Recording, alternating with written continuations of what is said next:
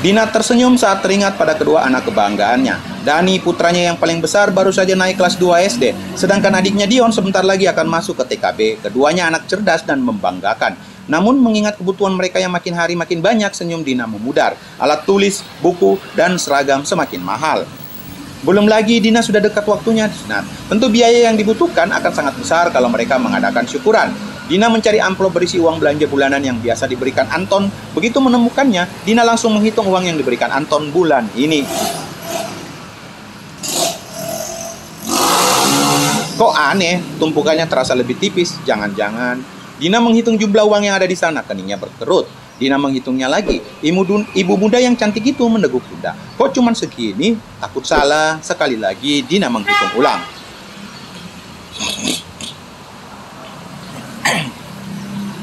Tidak, dia tidak salah hitung. Memang cuma segini. Betapa kagetnya Dina begitu tahu jumlah pemberian uang belanja bulan ini sangat sedikit. Tidak akan mencukupi kebutuhan rumah tangga selama sebulan. Dina tidak meminta uang belanja yang berjuta-juta. Cukup untuk memenuhi kebutuhan makan sehari-hari saja sudah bersyukur. Tapi jumlah uang yang mepet itu ternyata masih dipotong lagi oleh Anton. Mana suaminya itu juga. Dina menarik napas panjang. Tangannya menjulur mengambil smartphone-nya. Jemari lentik lincahnya menyusuri layar sentuh. Anton belum juga membaca pesan WhatsApp darinya sejak siang tadi. Kemana saja dia? Dina tidak suka mencumpuri pegajaran Anton, tapi karena sudah hampir jam pulang, ia beranikan diri memencet nomor sang suami. Nomor yang Anda hubungi sedang di luar jangkauan. Dina mencoba menelpon.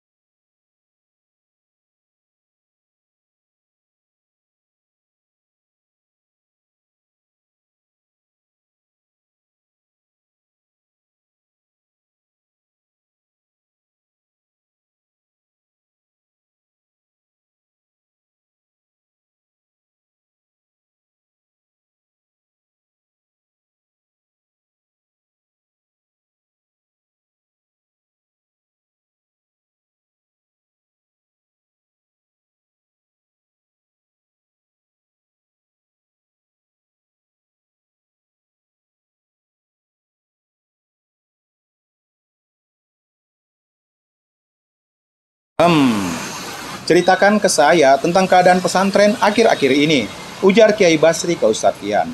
Ia sudah pulang ke komplek perumahan di depan pesantren itu. Rumahnya sangat bersih, dirapikan oleh para santri. Sebelum kita lanjut, bantu subscribe channel ini agar saya selalu semangat untuk mengupload cerita-cerita lain selanjutnya. Semua berjalan lancar Ustadz, meski ada 1-2 kejadian selama Ustadz di sana, jawab Fian. Bagian pengasuhan nggak ada mengalami kendala. Kegiatan belajar mengajar berjalan sempurna, tapi ada beberapa fasilitas yang rusak selama Kiai di sana. Sebagian sudah diperbaiki, sebagian belum. Terus Ustadz Fian cerita sampai menceritakan murid yang diperbolehkan oleh sang mudir menginap di rumahnya. Dia banyak membantu Ustadz, bahkan membuat Pak Dharma dekan juga. Dia juga membantu membuat Pak Dharma mengirim hewan kurbannya banyak. Sudah mengajar dia di sini? Tanya Pak Kiai ke Ustadz Junet. Sudah Tat, udah mulai mengajar dari seminggu yang lalu. Bergantian Fian dan Junet menceritakan Roy. Begitu pula Boim yang menjelaskan perubahan anak itu lebih terampil. Mereka juga menceritakan tentang kejadian Pak Dharma yang ngamuk-ngamuk di pesantren karena hutang Ustadz Fian dan lahan yang disewa itu. Namun Roy mengurusi semuanya, menolong perekonomian Fian sendiri.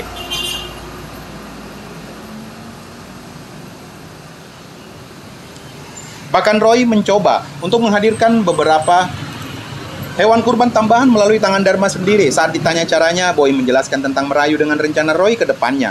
Rencana apa? Royan sendiri yang akan bilang ke Kiai. Ya udah, aku ingin ngobrol sebentar. Panggil dia ke sini, ujar Pak Kiai. Ustazah Aini dan Ustazah Laila mendengar pembicaraan ini. Mereka saling melepas kangen sambil menikmati hidangan Arab yang khas. Dari mulai kurma, kacang sampai permen coklat. Ustazah Laila penasaran dengan cerita dari ustaz-ustaz itu. Benar Ustazah, anak itu yang nyelesain masalah Ustazah. Aini tersenyum, mengingat anak itu yang menggantikan suaminya, mengangkat martabat dirinya sebagai seorang istri sehingga keluarganya dihormati. Aini menganggukkan wajahnya. Alhamdulillah, ujarnya. Laila melihatnya senang. Akhirnya, anak yang dulu tak bisa diharapkan bisa membantu di sini. Anak yang dulu pembuat masalah bisa menolong gurunya di sini. Pak Kiai yang mendengar things tentang anak ini membuat ia menyuruh Fian memanggil Roy ke sini. Roy sendiri di kamar mempersiapkan dirinya untuk berbicara langsung dengan Pak Kiai, meski pembicaraan resminya adalah dengan Rian selaku investor. juga Sahla sebagai mantan pengajar favoritnya, juga Dharma sebagai ketua masyarakat, namun Roy tetap ingin mengutarakan soft opening pembicaraannya dengan Pak Kiai. Dengar-dengar Kiai Basri memiliki ilmu mukasyafah, semacam ilmu yang bisa dengan mudah melihat rahasia seseorang atau sifat asli seseorang hanya dengan menatap katanya.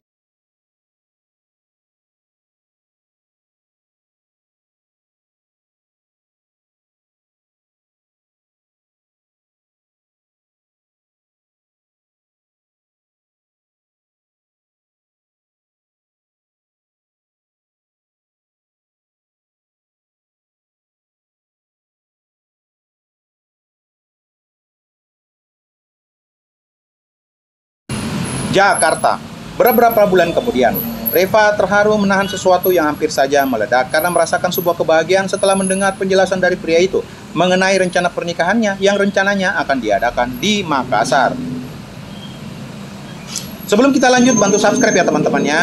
Gadis itu seperti ingin mengatakan sesuatu kepada pria tampan di hadapannya. Ada apa, Pak? Kamu tahu, sore ini kamu terlihat begitu ganteng tahu. Gombal. Udah, dengar dulu nih, kata Al mencoba menjelaskan kembali rencananya.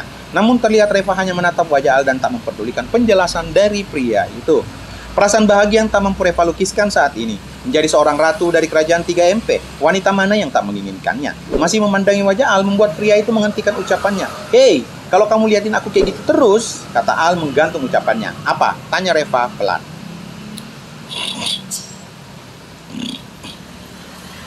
Aku akan malammu ini. Emang berani? Tanya Reva seperti siapa takut? Awas bentar malam, aku akan culik kamu, ujar Al. Ibu tolong, teriak Reva bercanda membuat Al memeluknya.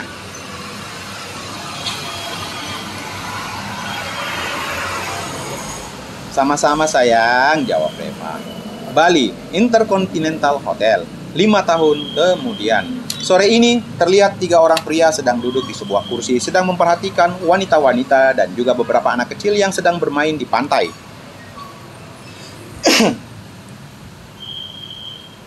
Mereka bertiga tak terasa sudah mempunyai kehidupan masing-masing. Ya, mereka adalah Mr. Nos, Mr. L, dan juga Al, 3 direktur 3 Mandiri Perkasa. Oh iya, gimana rencana pengembangan BMT ke daerah Indonesia Timur, Kang? Tanya Al setelah meneguk soft drinknya.